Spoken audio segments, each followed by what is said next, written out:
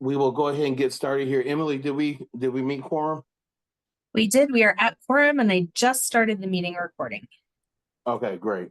So we have a pretty full agenda here. I don't believe it's going to take us all the way through to 5 o'clock, but we'll do our best to make sure that we are timely and effective and efficient. I'm going to open up with a few commission updates. Actually, I guess Jeff, I'll pass the mic to you for any updates on the hiring of the manager and any other updates for the commission. Thank you, sir. One major update. We have, I think everybody knows, we hired a new manager for the commission. That individual, Claudia Duran is her name. She officially starts next week on Monday, but will be in the building over here later this week to do some onboarding ahead of her assuming the seat on Monday. And so shortly after we get her onboarded and settled in, we'll be meeting with Jonathan and Director Saldate for them to get to know one another. They've already met and had some conversation, but to really get into more of the chair and co-chairs thinking about the strategic framework for the commission moving forward, and then we'll be looking to do some outreach to individual commissioners to meet with Claudia and get to know her a little bit. So very exciting news for I think all of us to finally be onboarding that position. And I think that is the only update that I have, Jonathan. Okay, well, thank you. Any questions from any commissioners for Jeff about the new manager and anything else? Well, not anything else, but the new role. Anything else could get us in a lot of trouble, Jonathan. Yeah, So I appreciate the reframe. All right. Well, seeing no questions, I will move to the next agenda item, which is the budget update. I know Shanae is not available today. Jeff, did she leave you with anything? Yes, I think we had a slide that went out to commissioners. Emily, are we able to pull that slide up? Yep, I can do that. Give me just 1 second. Thank you. So essentially, as that slide is coming up, this is a brief summary of expenditures against funded entities through March of this year. Nothing really of note to speak about. Everybody's, can we advance to the next slide? Thank you. And maybe, I don't know if we can make it a little bit bigger. It might be a little bit hard to read.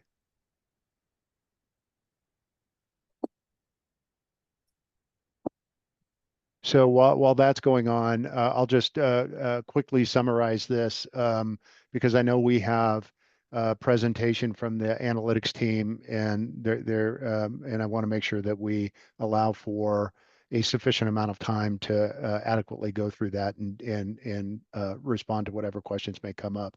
So wellness programming, generally that comprises Denver County Court and the Colorado Coalition for the Homeless.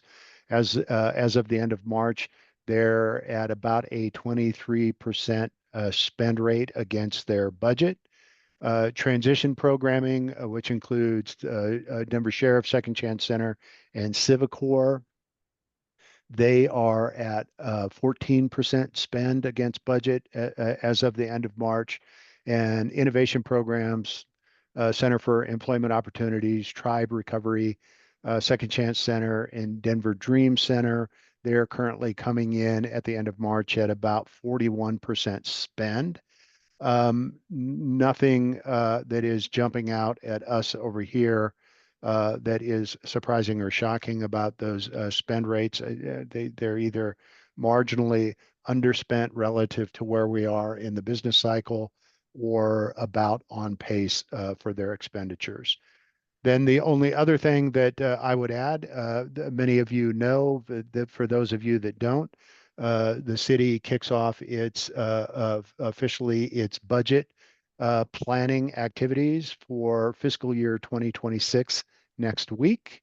And so Shanae asked me to share with all of you that we are anticipating that we will have more information about 26 budget planning forthcoming as we start to roll into that process and have a clearer understanding of how things are developing. I think we can close off the slide now, and I'll entertain questions.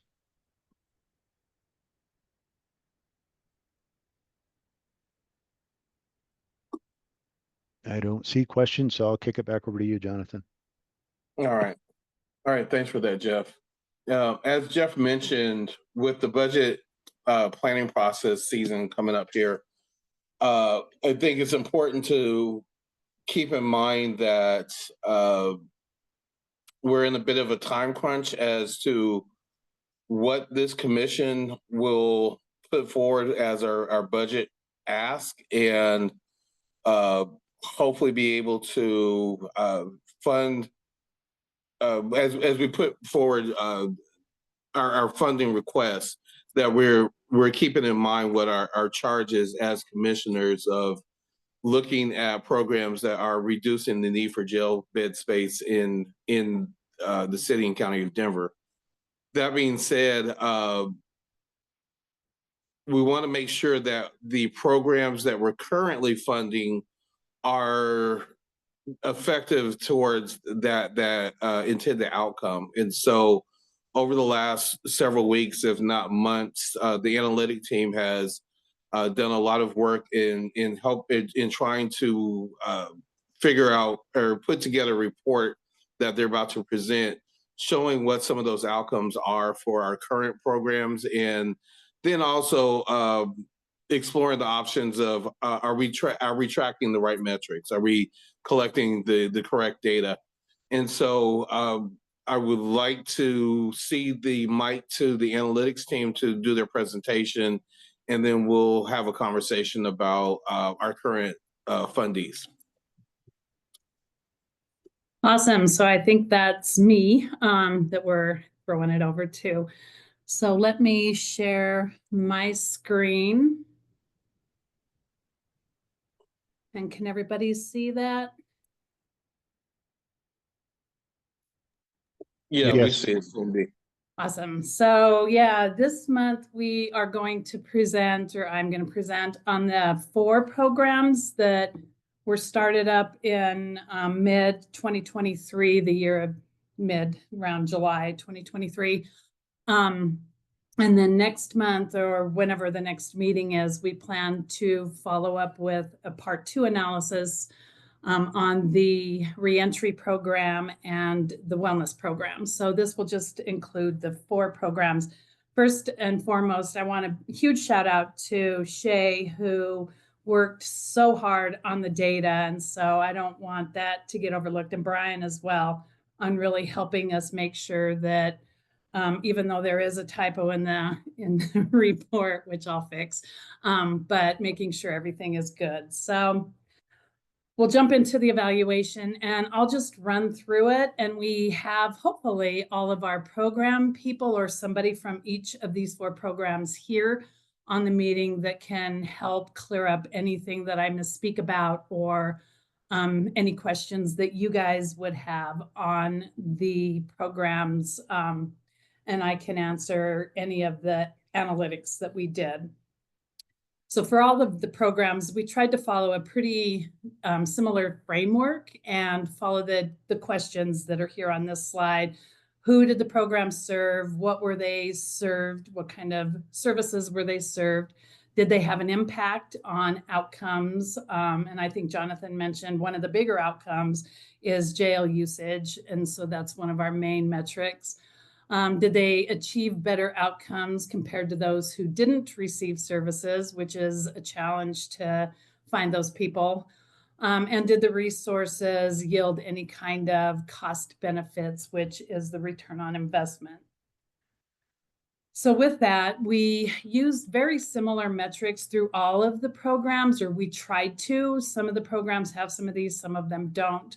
Dosage in hours, so how much time did the programs spend with participants and how many sessions did they send? Two separate metrics there. Risk need, none of the 4 programs had a consistent risk need score, so we didn't use that in any of these this analysis. We didn't have risk need scores, but they provide a type of service that was received. We calculated a return on investment, which you should have received with the agenda and out, whatever went out to you, the methodology that we've used to calculate the return on investment. I'm always asked. We looked at rebooking rates, or in some cases like diversion booking rates after 6 months of program participation, and the number of days they spent in the community after they started receiving services.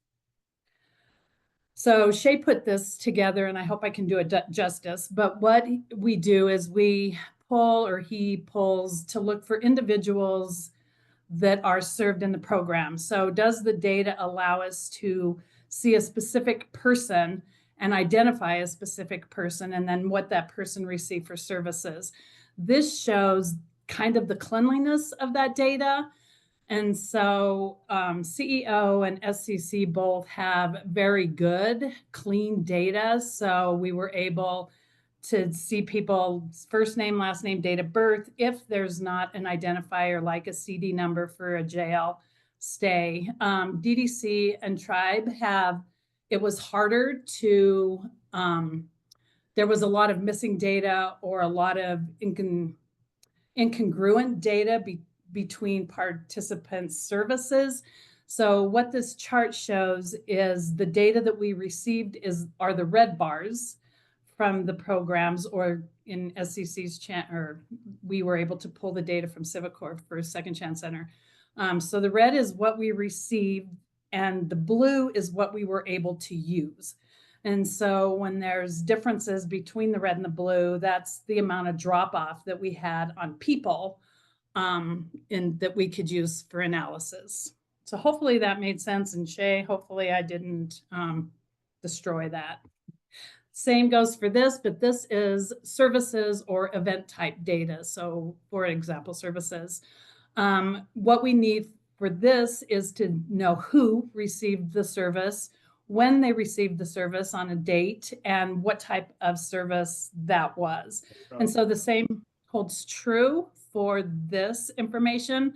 The red is the raw service data, and then the blue is what we're able to use in terms of the analysis. So the closer the bars are together, and like CEOs and SEC's bars are perfectly, their data, very clean data. No drop off there, but then there's drop off with the other 2 programs that we didn't have all the information that we needed. All right, so I hope I got through that with goodness. So what we do then is we look for the people, we find the events that they did, and then Shay attaches or links that jail or that service type data to the jail management system data. And then we try to find the people in the jail management system if they have a CD number, which Second Chance Center were able to find CD numbers for their population that directly connects to the person in jail. Most of the programs don't have the ability or able to do that. So we use the other types of matches, which is first name, last name, date of birth. And if we don't have all 3 of those elements of a person, we cannot connect them to the data system. So that's why many of the people dropped off. We were missing a lot of date of births, or names were misspelled. And so then the tier 2B is to try to capture misspellings and those kind of things by just using the first 3, last 3, and the date of birth. And so we'd attach the data to, or we link it with the jail management system to pull the outcome data from bookings.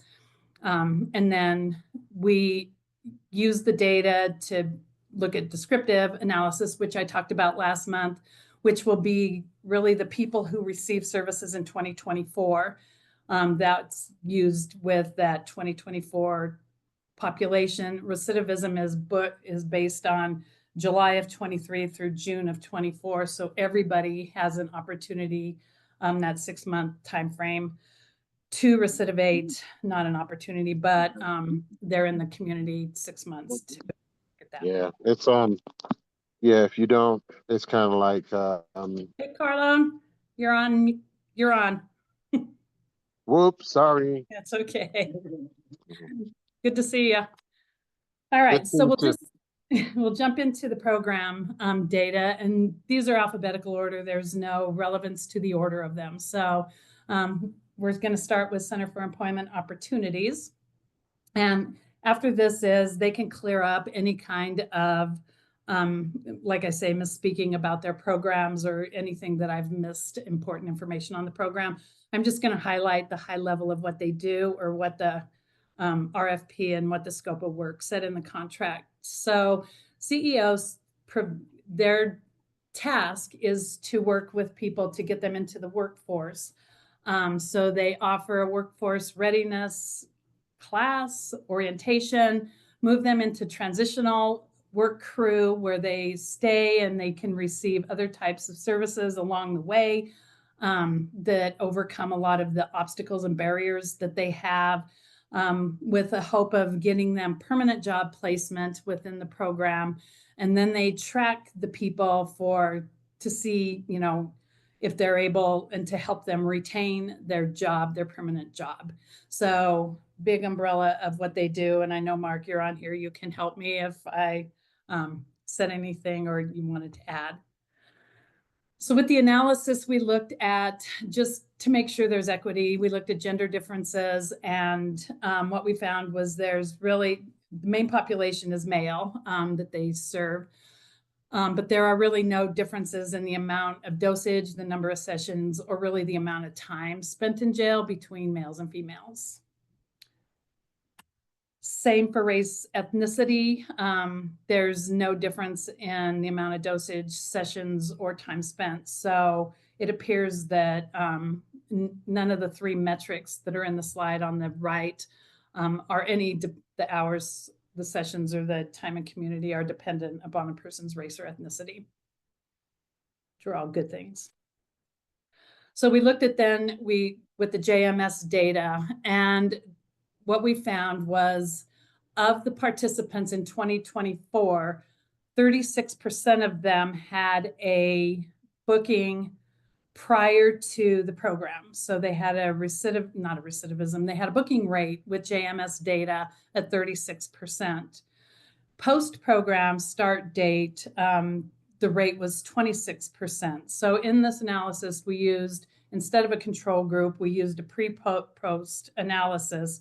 What was their usage before, and then what was their usage after. We don't have a comparable control group for this program, so that was the methodology we used. It produced a 27% return on investment. And what we found when we looked at the metrics for them were people who were not booked into JMS after, or into our jail after receiving services, received more dosage, had higher numbers of sessions, and spent significantly longer out in the community than those who were booked.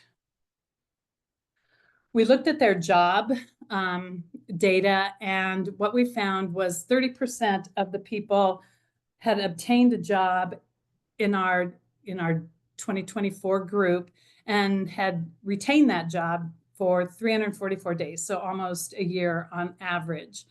10% of them, after getting a job, or of those people, had been booked into the jail after receiving a job. When we looked at the analysis, they were not any different than our people who didn't receive a job. So the level of recidivism was no different statistically across those who received a job and those who didn't. Dosage, number of services, and time and community were equal regardless of whether they were placed in a permanent job or not. So what we gleaned out of that information is there was a high amount of dosage and number of services.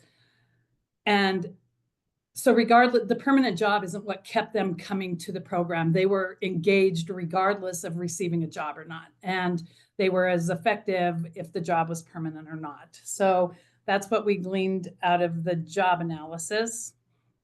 And just to summarize then, for the analysis with CEO, the program had good engagement with their individuals, and they had high dosage, high sessions, high time in community. They had a positive return on investment. Those who did not recidivate had higher service, higher dosage, and spent longer in the community. 30% of the participants did obtain a permanent job and retained it for average almost a year. But it really wasn't a factor in whether they were rebooked or not. So these findings suggest that those comprehensive support systems that they receive while they're in transitional, gosh, I don't know what happened to my ability to speak, but it just went south. Their comprehensive services probably played a crucial role in their stability. So next we'll go to Dream Center, Denver Dream Center. They provide parolees or people also in the jail that probably haven't paroled out yet, comprehensive support systems that are aimed at successful reentry by providing classes that are focused on goal setting, communication, pro-social relationships, and addiction recovery. They also provide a reentry coach, reentry coaches to the participants, as well as a hotline for them to call 24/7 for immediate services.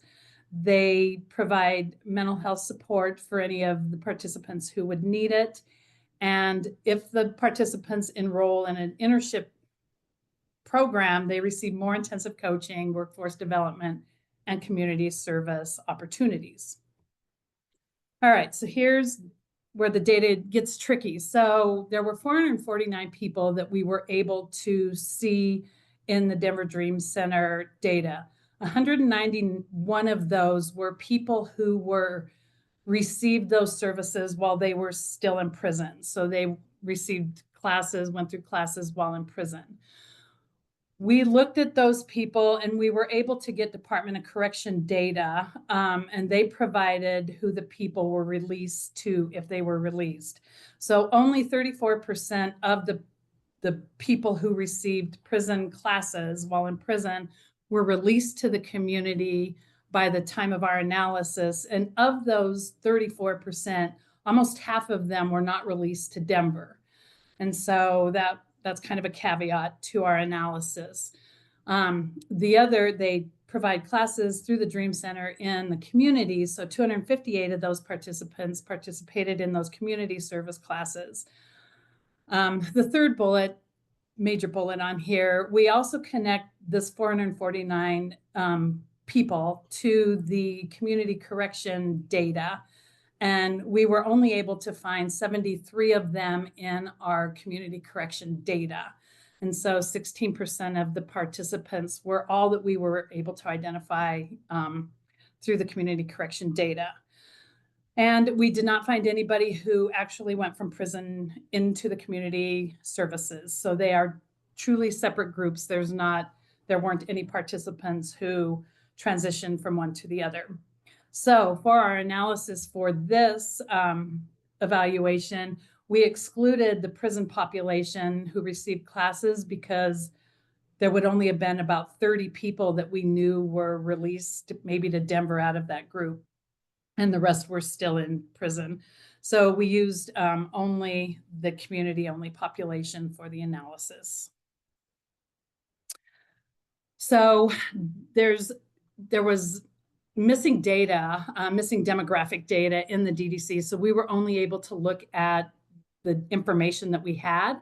But of that information, that's what these slides represent. So the majority of the participants are male, and they attended more classes. So they had more hours of services and more classes, more sessions, but they didn't spend any longer in the community than females. They spent equal time. Race ethnicity, there were no differences across the race ethnicity groups in terms of their service hours, number of sessions, or the days in community. However, we were missing even higher numbers of race ethnicity data.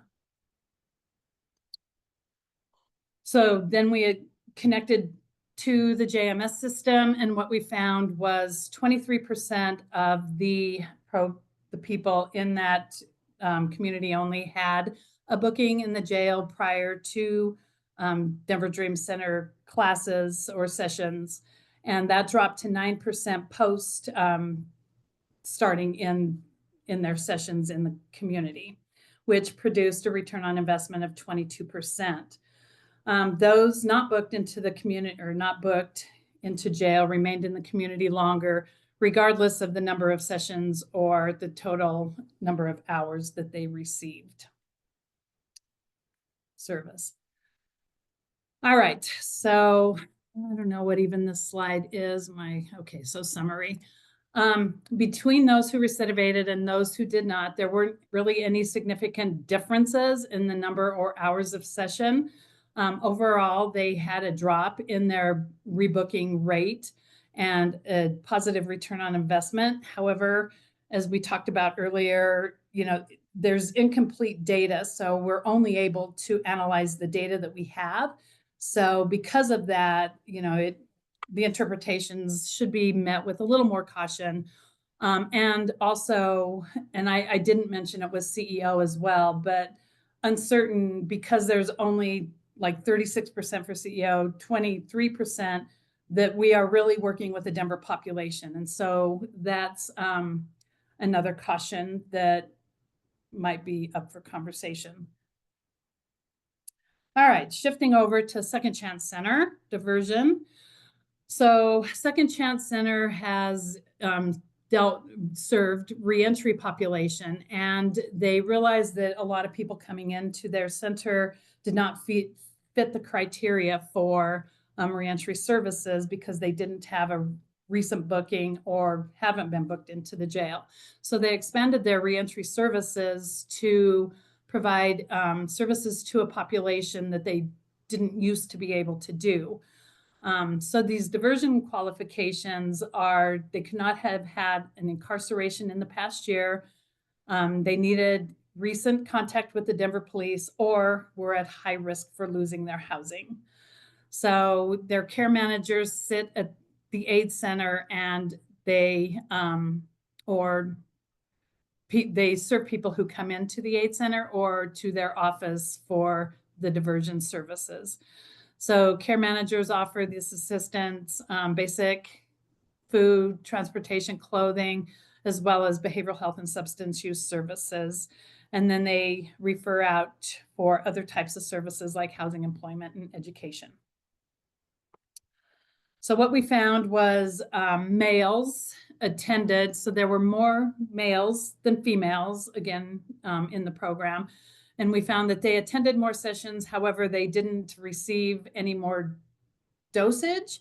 And so we kind of translated that or interpreted that to mean males come back more often, but maybe just spend less time on average receiving the services. Race ethnicity, there were no differences in race ethnicity across the groups in terms of dosage or number of sessions. So for their performance metrics, this was interesting and just something to highlight. 21% of the people that were in the diversion program had a previous booking prior to being accepted or receiving services, which dropped to 9% after starting or after receiving services through the diversion program, which resulted in an 8% return on investment. Those with criminal justice history received less services, dosage, fewer sessions, and had every single one of them who recidivated had been booked in previously. So there were 241 people in this data that never were in our JMS jail pre or post, and those who were in post had all had a pre-booking. So we were really interested in seeing the type of services, since this is a different type of population we're serving. There was interest to see if their service is different from a reentry population. And so this slide just shows the people who had a criminal justice history are in your red bars, and the green bars are those who had no criminal justice involvement with the jail system.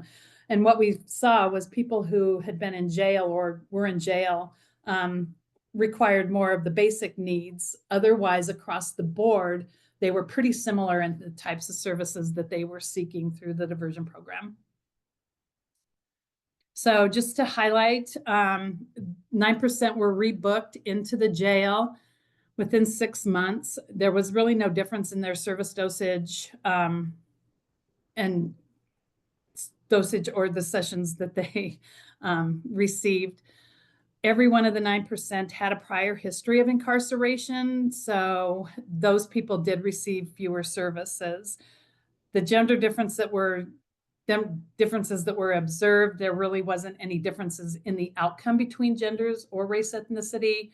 And those who were booked prior to, or those who were booked needed more basic services than those who never had any kind of bookings within the jail system. I think there's a conversation that we should look at the 241 people who never had involvement in the criminal justice system, just to make sure that those are the most at risk to receiving. But otherwise, we really don't know a lot about the people who came and got services and were never in our system. So a diversion conversation is just much different than a reentry type conversation. All right, Tribe Recovery Home, they staff a person, a community navigator at the aid center that connects people that are coming in with these menu of services: residential treatment, community-based programs, supervised recovery homes, peer navigators, and tribe recovery services for clinical counseling and job searching resources. We did not have any demographic data that we received from tribes, so we're missing gender, race, ethnicity type of information, as well as many of them, a good percent were missing date of birth. So we had 800 people that were in the tribe data, but we could only really use 149 for this analysis because of the missing data. So what we found was with these people, there were 36% that were booked into the jail before the program, 25 post-program, which resulted in a 38% return on investment. However, like I said, there was a high number of missing data points, which really limits our ability to draw any direct kind of conclusions on this. They did send us the type of service that a person received, and that's what this breakdown is. We asked them to validate service types into their bigger buckets of what they are, and they provided this data. So the 888 people who came into the program, these were the breakdown of the services they received. And to conclude with that, there was just too much missing data to draw any type of definitive conclusions about the effectiveness of the services. We really aren't sure of how the services impacted the recidivism reduction or the return on investment. And it is my understanding, and I don't know if tribe can clean it up if I'm wrong, but part of the purpose of getting people at the aid center is then they serve those people, but then they move them into a different tribe recovery home program. But we didn't have that tracking of them into that other program, so we don't know how many were engaged post the aid center. So there is a lack of any kind of direct attributions to the outcome. So we would hope for some data improvements to include demographics, service dosage, as well as then tracking the people into if they were moved into a more permanent program type setting. Oh, mine went blank here. All right, so this last slide just kind of accumulates all the information across all the programs. All 4 programs had reductions in recidivism. Those who did not recidivate were more engaged within the programs for the most part. CEO, we looked at their job performance and their retention rates, which they were able to get 30% of the people jobs, but it really didn't impact their outcomes in terms of jail bookings, like I said, which suggests that their approach helped maintain stability, not so much just receiving a permanent job. Demographics, there were more males. The average age across all programs was in the late or the early 40s. And race, ethnicity also didn't play a role. However, we were missing a lot of the demographic data for a couple of the programs.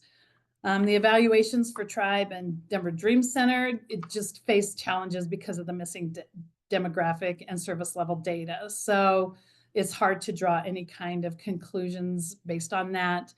And I also just want, because these programs had low rates, I would call low rates of pre-booking type of jail involvement. I just think there might be a way to enhance the data to ensure that they're residing in Denver or they're using, the funds because it will impact Denver.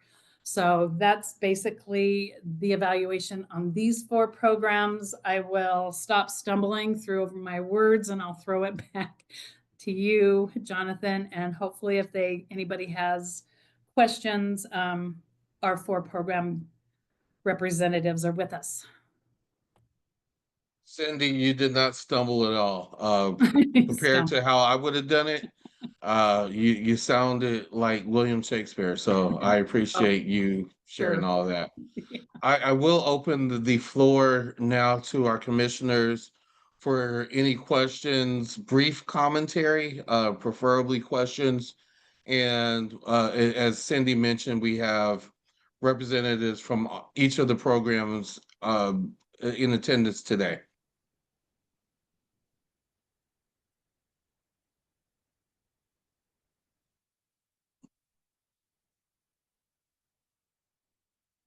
All right, seeing no, Lisa, yes, please, go ahead.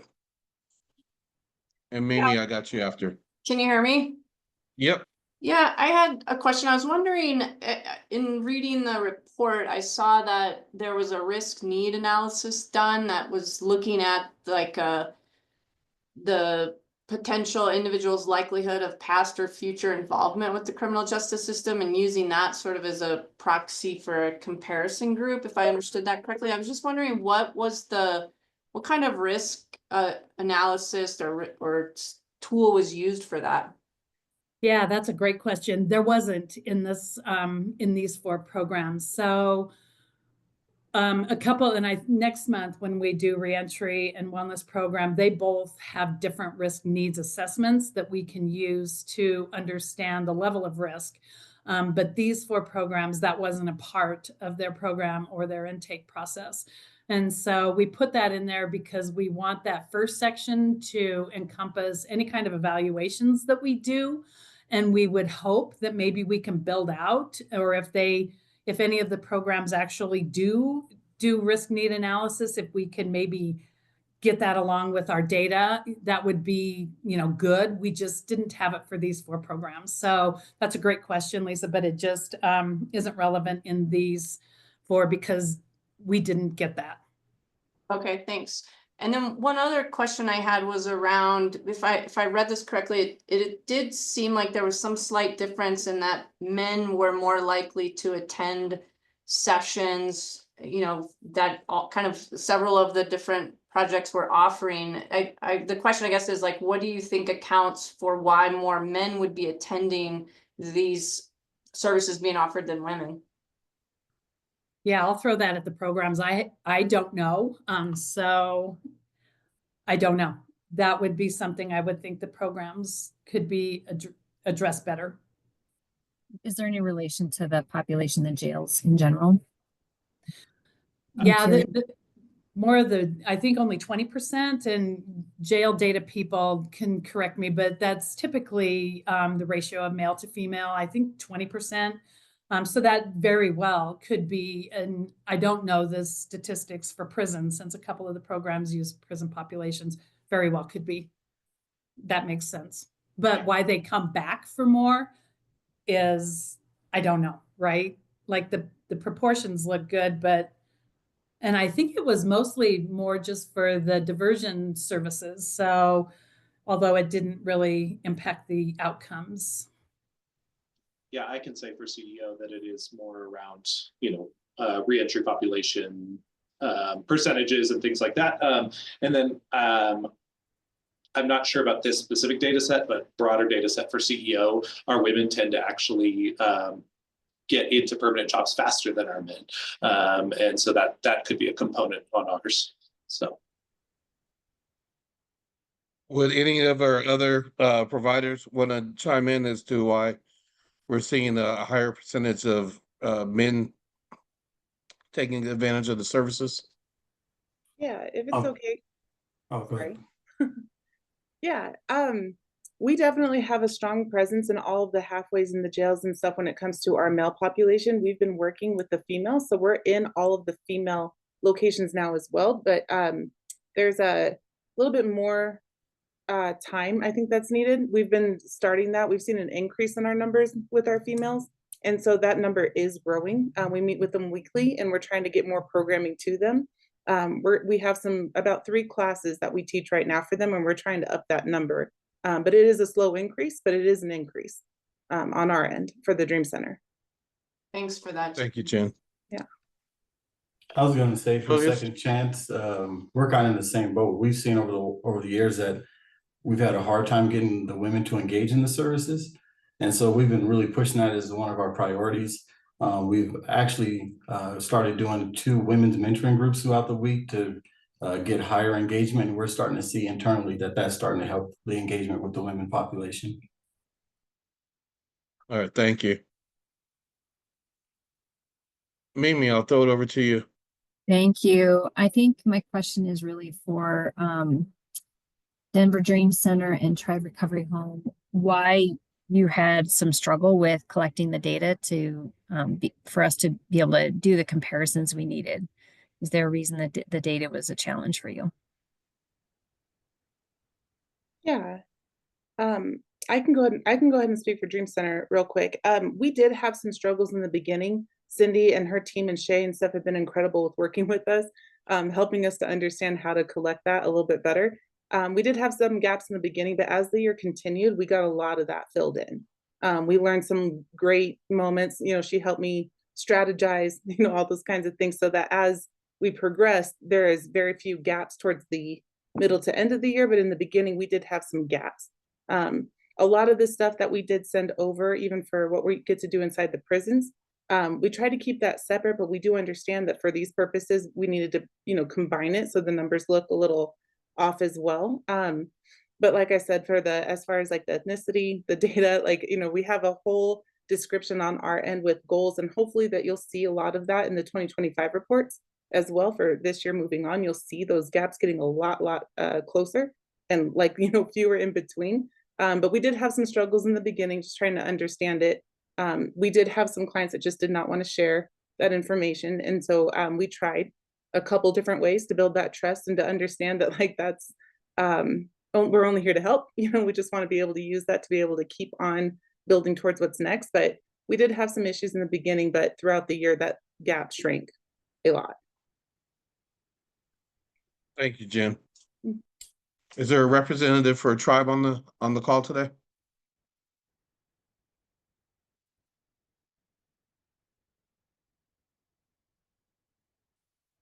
All right, I'm not hearing or seeing anyone, unfortunately. So thank you all for attending this meeting, and Cindy and your team, thank you again for pulling this report together.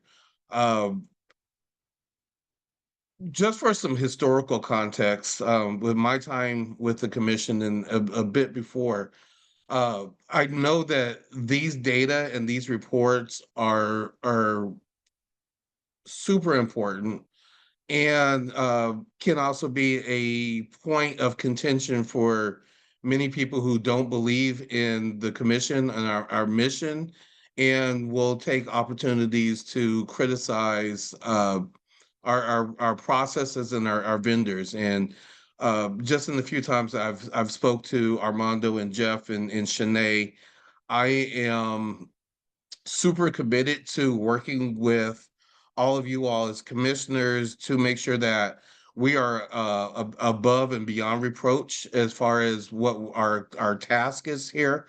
So in the next few months, I believe we will be taking a look at what are the data that we'll be asking for from our vendors. What is our process in supporting them in successfully uh, being able to report those data back in order to make sure, again, I'll go back to that we are achieving what we all have committed to as commissioners. Uh, that being said, I am going to swing it over to Jeff because I'm going to get a moment of transparency, y'all. I'm in a hotel room in Kentucky and I left all my meeting notes back in Colorado. So I knew there were some things I needed to bring up today, but I have no idea well, I have an idea, but I don't remember it specifically. So Jeff, my crutch, I'm leaning on you right now. Thank you, Jonathan. Happy to help out.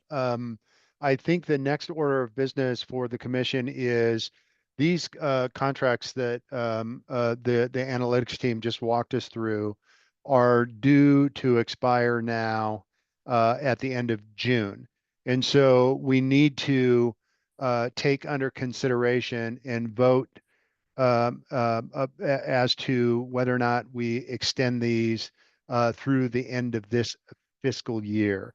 So that is the next thing that we need to tackle as a commission.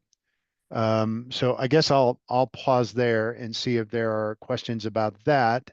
And then I can, what I thought, Jonathan, is we could just bring these to the floor one by one and see if we can't get that resolved. Sounds like a plan to me. Mimi, I see you have a question, or is that a hand from previous? It's a question. So Okay, I'm great. wondering if we extend for the next 6 months, is there an opportunity to work with the vendors to ensure that their data is cleaner and, kind of set some expectations for the next 6 months? I don't want to say no, right? Because I really feel like there's some promising things going on. And again, to the point of the evaluation, are these serving Denver residents or are these serving other folks? Denver money, Denver people, we got to figure out how we can keep the help local, but I also understand that it impacts our jails too. So just hoping we can set some expectations if we approve going forward, if that's allowable. Yeah, it's a great question, Mimi. I wished I had a video camera and I could follow the analytics team around and film all of the work that they've been doing with our vendors in support of closing the gap. You may recall one of Dr. Lobb's slides that Shay worked on, I think, was for all intents and purposes, looking at variability. Where even though you see variability there, what I would say is that is closing quickly, and so that work is underway, and we will continue to work with them to make sure that we're cleaning that up to the extent possible. As you heard, making provisions obviously for individuals that don't feel comfortable sharing that information, Right. and that sort of thing. But to the extent that we can clean it up, getting it cleaned up. Right. And your team did a great job, right? And they can only do so much with the data they have. And I think they did a fantastic job trying to put it together because we did ask for some data. So I want to give them kudos for that for sure. And just wanting our vendors, if this funding is really valuable to your programs, let's keep increasing the validity of the data. And Mimi, I would add to that. My hope is that at our retreat, I don't remember when we're having it, is that we can come up with either a subcommittee or carve out time during our commissioner retreat to really come up with a process to, again, identify which are the data that are crucial to measure success, to understand what are the best ways we could support our vendors in obtaining those data, and how to tell the story in a way. We'll use that data in a way that shows, either we're being successful or we're not, and then even figuring out like where we're not being successful, be able to brainstorm as a commission that how do we support our vendors' success, and by extension the people of Denver who we're hoping to serve. So all of that is at the forefront of my mind. Sounds good. Councilwoman Soraya Gonzalez Gutierrez. I just wanted to make sure, Mimi, did you have anything else? I didn't want to cut you off. Okay. No, I really appreciate you guys doing all of this work. And I know I was one of the people that asked for the information, and I really, really appreciate everything that has gone into this, and the providers. I know how hard it is. I've been in your shoes. I ran our collaborative management program for 10 years, and every year I had to report annual data to the state in order for us to be able to access our funds, and it was all performance based. The funds that we would get was based on our performance, and I felt a lot of times like arbitrary, and just, certain things we had to meet in order to get our funding. It was very frustrating. And I don't want that to be the case for you all at all. I want you to be able to do the work that you're doing, and make sure that we are being effective, and for me, it's not about accountability. It's about, are we putting the right things in place that are helping the people we need to help? And so if the data comes back and says, we do these really cool programs, but this one thing that we do is really effective. So how can we build on that and build it out more and build more capacity for it? So I think, like, for me, that's why I asked for the data. And I just want to be very clear. It's not about being punitive. It's not about being taking it, some kind of accountability piece. It's more about how can we improve on the things that are working well, and maybe the things that aren't working well, do we need to change them, or do we need to figure out how to build them out better? And so that's the story I think that the data can tell for us. It's not about raising scrutiny. So I just wanted to say that, Jonathan, at least from my point of view, is not about any kind of scrutiny of the providers. But I want to make sure that the service delivery is, on par with what we are hoping to see and the successes we're hoping to see. With that, I would recommend also looking at looking to programs like the Tony Gramsci Youth Services. I sat on that board for 6 years, and what was helpful is, like, we came, the staff that managed those grantees, they did a lot of this, like, technical assistance with the providers and grantees that received those grant funds, and helped them to you have to help the providers determine what is success and how is that defined? Because if we just sit here and we decide what success is, I don't know that that's the right way, because it depends on what kind of services that provider is providing and which population at what point in time. Like, is it reentry? Is it while they are incarcerated? Like, there's all these different points of time, and it's not just a clear-cut thing, and we know that. And we also know that recidivism is defined differently based on where you're at in the system, right? It's not always the same. And so I think, there's just lots of factors to take into account. And so that's what I would hope, whatever happens as far as like a retreat or something, or, conversations, is that we can talk about how to provide the support needed to the providers so that they can be their best selves and provide the best services to people in our city. I would also echo the issue around to make sure that the funds are going towards people who are living and residing in Denver. And I know that gets tricky because it costs a lot of money to live in Denver. So if people are coming out of, jail, prison, they may not be in a place to be able to live in Denver, right? And so then what does that look like? But anyway, thank you so much, providers, for being here and for doing the work that you're doing. And just know that it is not about scrutiny. It is about, like, improvement and making sure that, what we're doing, that we're basically walking the walk in what we're trying to do here. So thank you. Councilwoman, I might just add, I appreciate your comments. I think what you're raising is precisely the spirit in which this commission was designed and implemented. And so that one plug that I would put in, Jonathan talked about an upcoming retreat, which the leadership group of which Jonathan is a part of will be taking under consideration in very short order.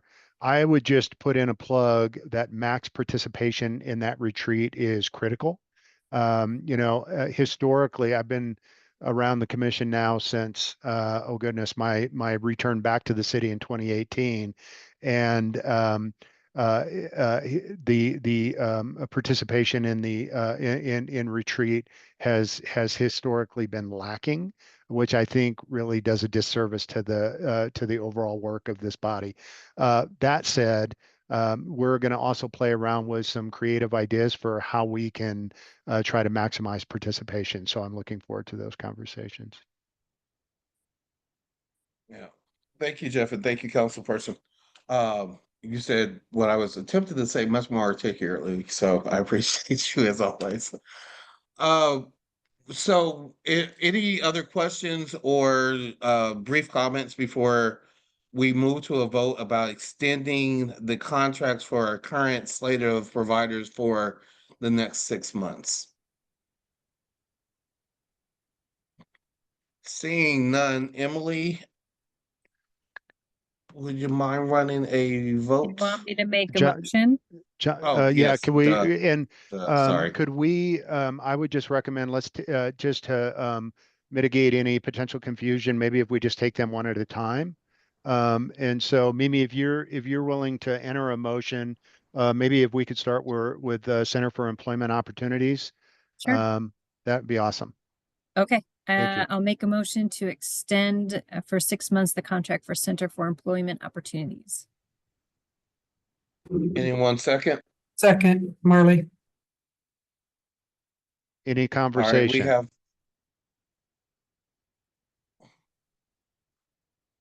All right, hearing none, All right. Jonathan, I think we could take the vote. Let's do it. All in favor of extending the contract for Center for Employment Opportunities for 6 months? Aye. Aye. Hey, Jonathan, sorry, this is Emily. I think for the purposes of our recorded minute, Oh, yeah, sorry. let's go ahead and do a roll call. I apologize, everybody. We'll keep you for just a couple minutes longer if that works. I'm rusty, y'all. My apologies. You're doing, You you're are good. good. You're good. No You're in a criticism hotel from room in us. Kentucky. That Yeah. that explains. Yep, you're multitasking. All right, so with that, I will go ahead and run a roll call vote. I'll go through the commissioners that I've noted as being present, and then at the end, I'll open it up. If I've missed any commissioners who are on, please chime in at that point. I know we had a couple commissioners who are going to be jumping off. I do have Dr. Gafford's proxy vote, since she needed to drop off the meeting just a minute ago. So when I get to her name, I will read her vote in. But I will start with Mimi. Aye. Thank you. Jeff. Aye. Thank you. Chief Thomas. Aye. Thank you. Sheriff Diggins. Aye. Thank you. Marley. Aye. Thank you. And I believe I see Colette still on.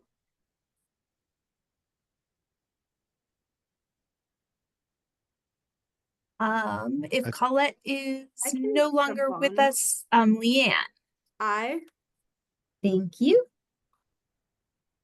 Greg. Aye. Thank you.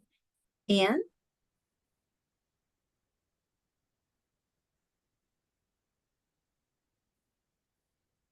I'm sorry. Aye. Thank you. And David. Aye. Thank you. Jesse. Yes. Thank you. Thane. Aye. Thank you. Councilmember Gonzalez Gutierrez. Aye. You. Jonathan. Aye. Thank you. Judge Clark? Aye. Thank you. And then Dr. Gafford, I have a proxy vote for yes for Center for Employment Opportunities Extension. So Lisa, Aye. thank you. Cara, Aye. thank you. And Anthony, Aye. thank you. Did I miss any commissioners?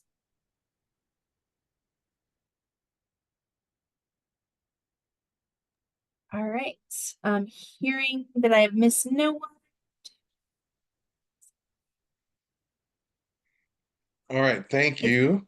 18 votes in favor, Jonathan. All right, the motion passes. CEO's contract will be extended for the next 6 months. Appreciate you.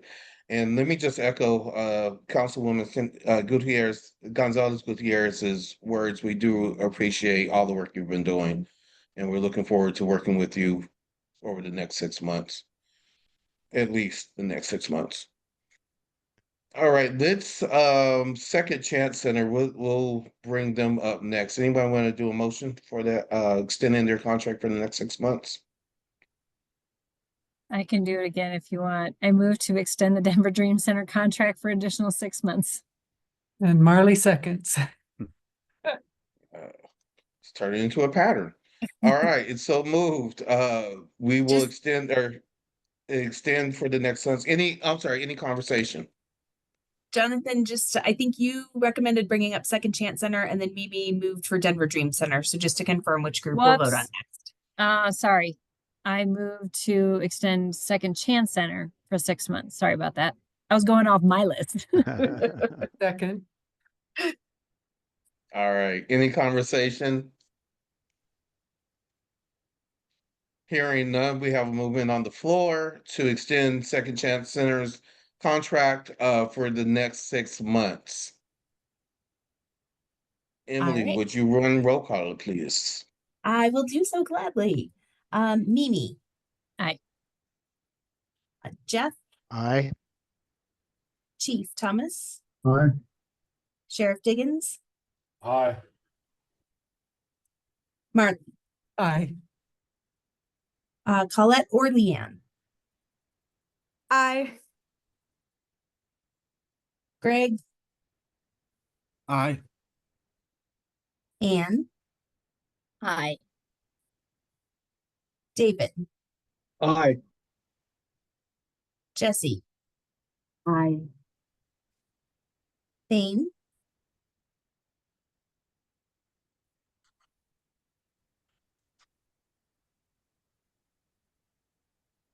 second call for Thane. Oh, sorry. I apologize. Thanks. No worries. Councilmember Gonzalez Gutierrez, Aye. Jonathan. I think that was an aye. Yes, sorry. Aye. Oh, nope, you're good. My audio's cutting in and out today. Judge Clark.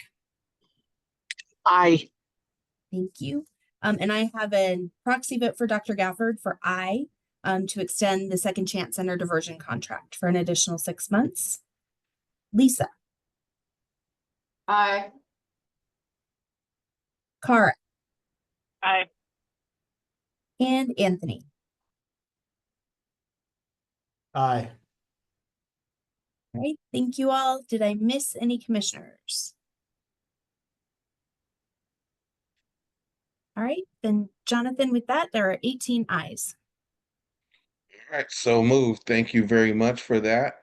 As I said with CEO, Second Chance Center, please let me extend our gratitude and thanks for those what you have done in this current contract, and we look forward to working with you for at least the next 6 months. Thank you very much. All right, next on the docket would be Denver Dream Center. Want to try it again, Mimi? Why not? I All move right. to extend the Denver Dream Center contract for an additional 6 months. We'll make it a hat trick. Marley seconds. Bam. All right, any conversation? Hearing none, so moved that the contract for the Denver Dream Center will be extended for 6 months. Emily, will you run the roll call, please?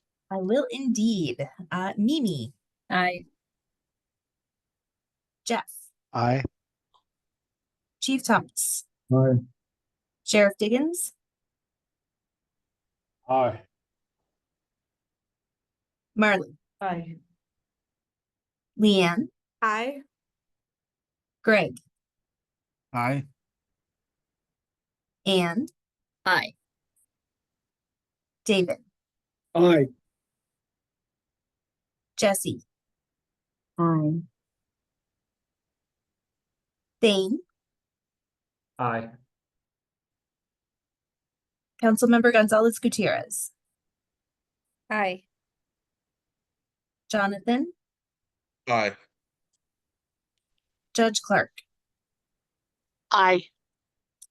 And I have a proxy vote for Dr. Gafford to extend the Denver Dream Center contract for an additional 6 months. Lisa, Aye. Kara,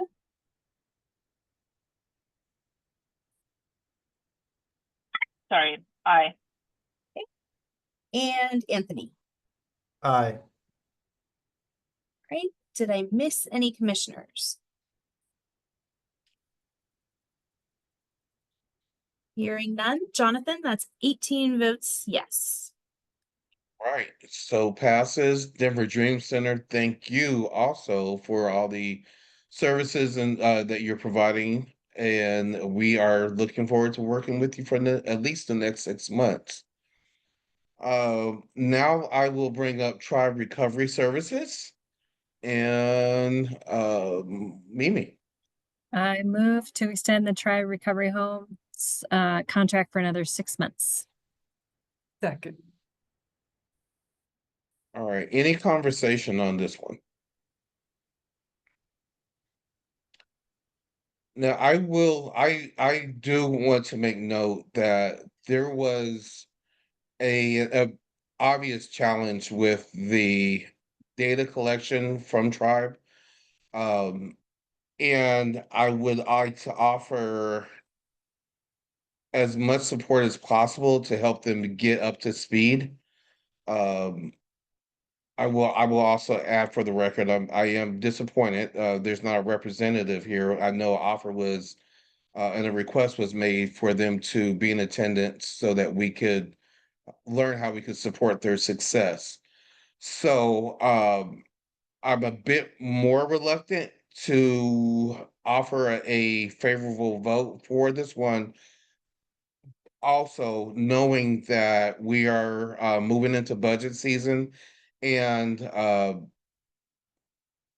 if the services, at this point, I don't want to take an opportunity from anyone to get services necessary to succeed.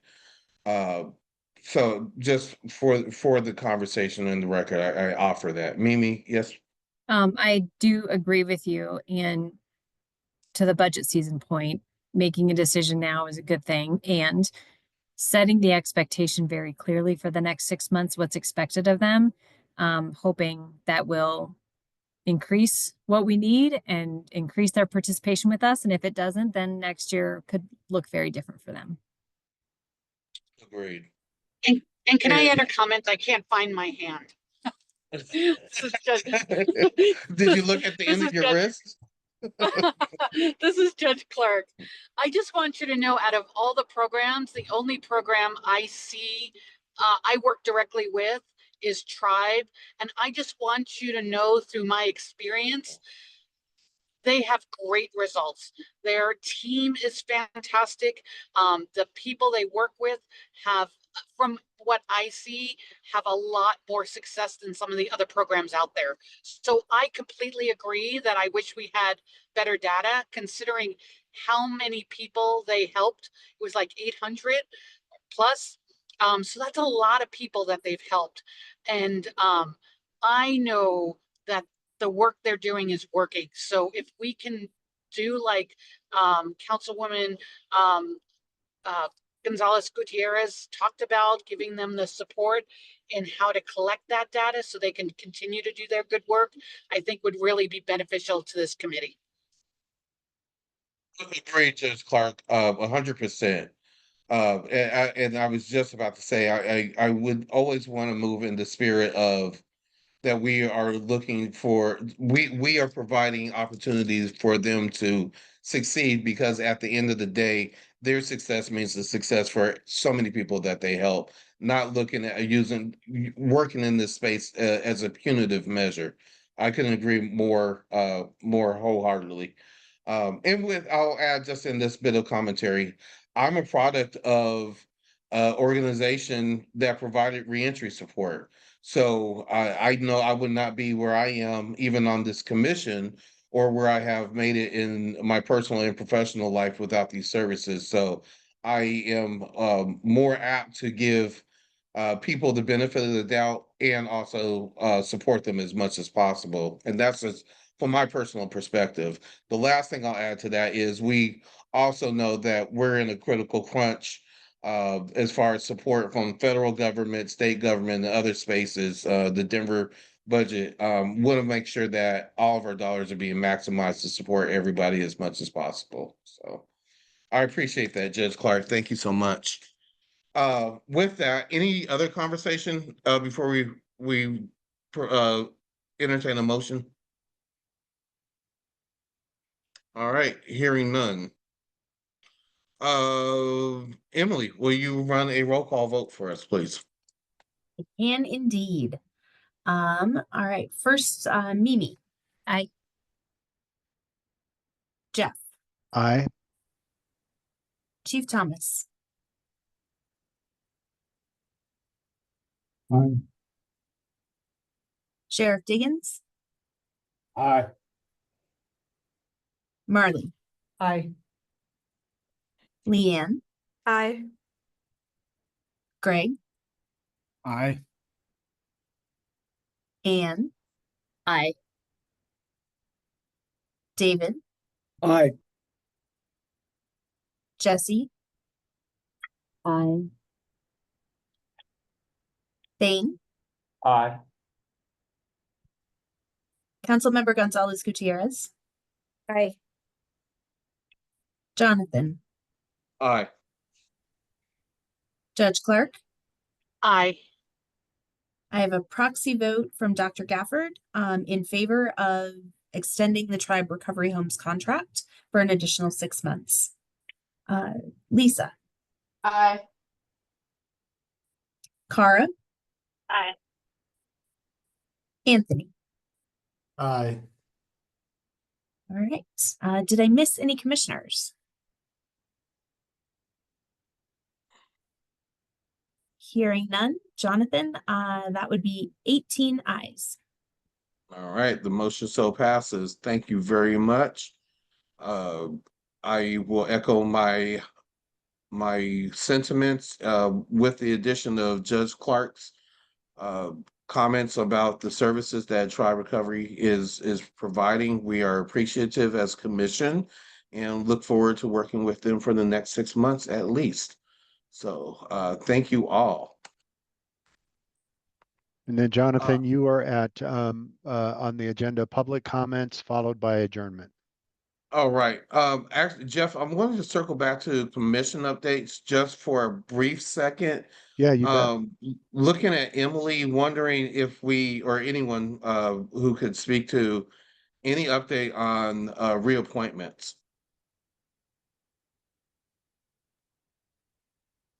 I can speak to that, and then I'll definitely defer to Jeff if there's anything else he can add as well.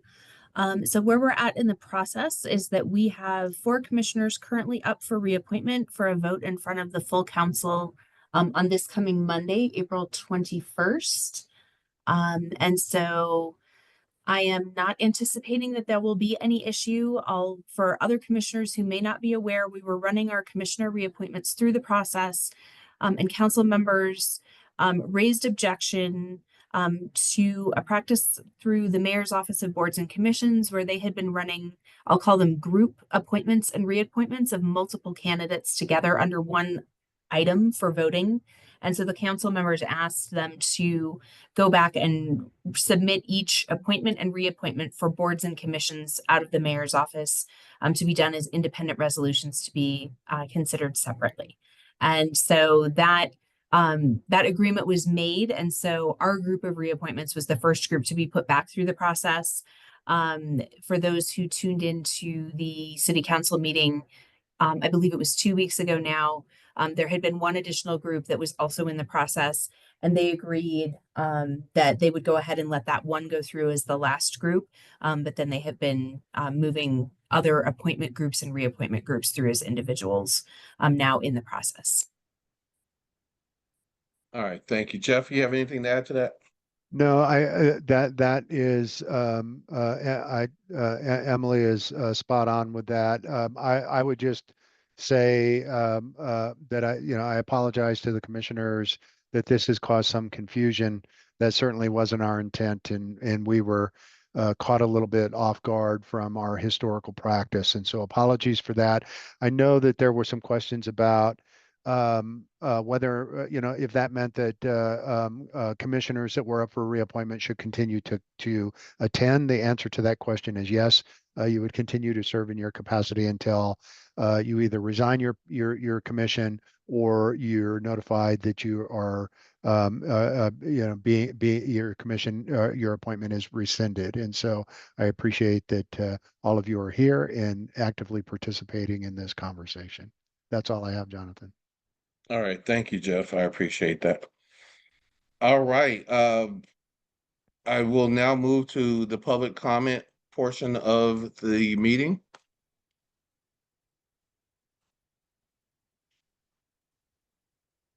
Emily, do we have any members of the public that have come on and have and wanted to address the commission? I see members of the public on the meeting. I do not see any hands, and I've not been made aware of anyone wishing to make comment at this time. Okay. All right, I'll wait a few more moments to see if any hands pop up.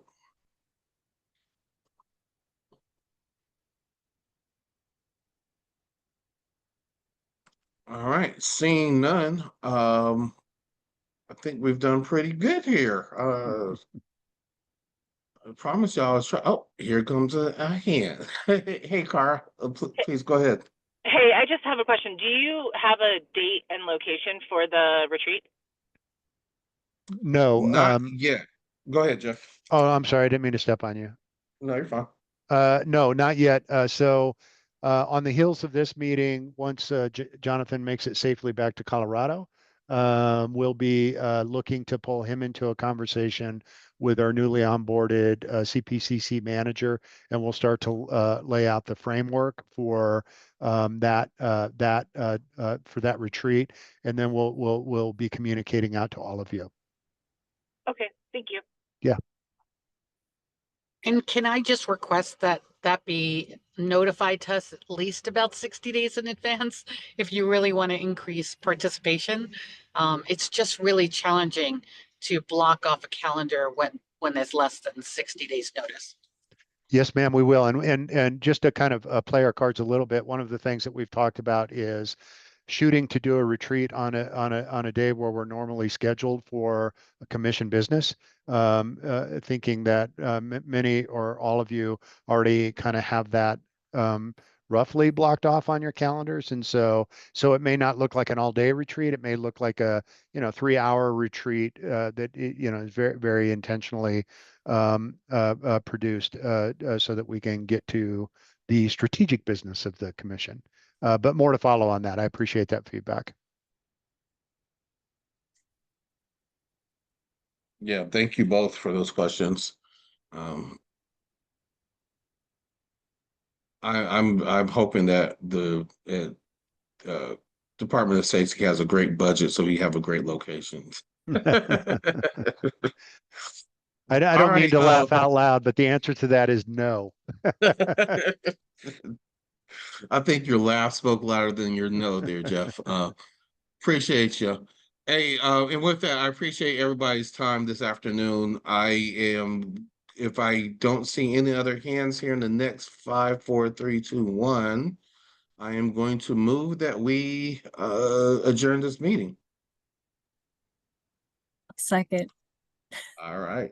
I don't think we have to do a actual vote on this. So everybody have a great rest of the evening, get home safely, and look for updates in minute meetings. Have a Thanks. good Safe one. travels home, Jonathan. Bye-bye. Thank you. Appreciate it. Goodbye, everybody. Thank you, everyone.